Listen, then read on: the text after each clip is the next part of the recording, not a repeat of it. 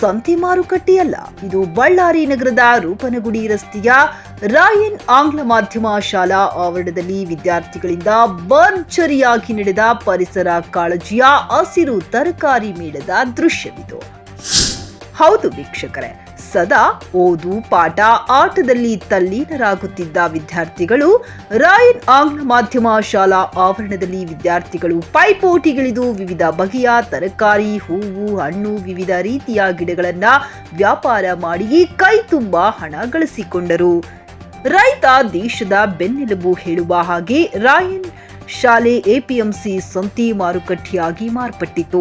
ಪರಿಸರ ಕಾಳಜಿ ಹಾಗೂ ಆರೋಗ್ಯದ ಕುರಿತು ಜಾಗೃತಿ ಮೂಡಿಸುವ ನಿಟ್ಟಿನಲ್ಲಿ ಶಾಲೆಯ ಮಕ್ಕಳಿಂದ ಹಸಿರು ತರಕಾರಿ ಮೇಳವನ್ನ ಗುರುವಾರದಂದು ಆಯೋಜಿಸಲಾಯಿತು.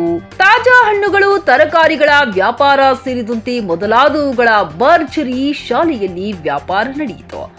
ವಿದ್ಯಾರ್ಥಿಗಳು ವ್ಯಾಪಾರಿಗಳಾದರೆ ಶಿಕ್ಷಕರು ವಿದ್ಯಾರ್ಥಿಗಳ ಪೋಷಕರು, ಸಾರ್ವಜನಿಕರು ಗ್ರಾಹಕರಾಗಿದ್ದು ವಿಶೇಷವಾಗಿತ್ತು.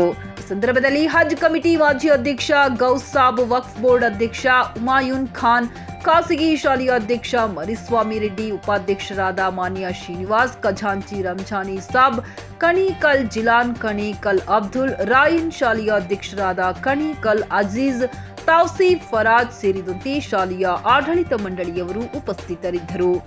ಬ್ಯೂರೋ ರಿಪೋರ್ಟ್ ಅಸ್ಲಾಂ ಭಾಷಾ, news 24 Kannada, Ballari.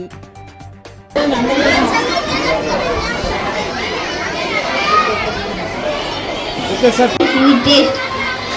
Where is your city? Cats have grown worldwide, including in India. States like Punjab, Uttar Pradesh, and Karnataka are major producers.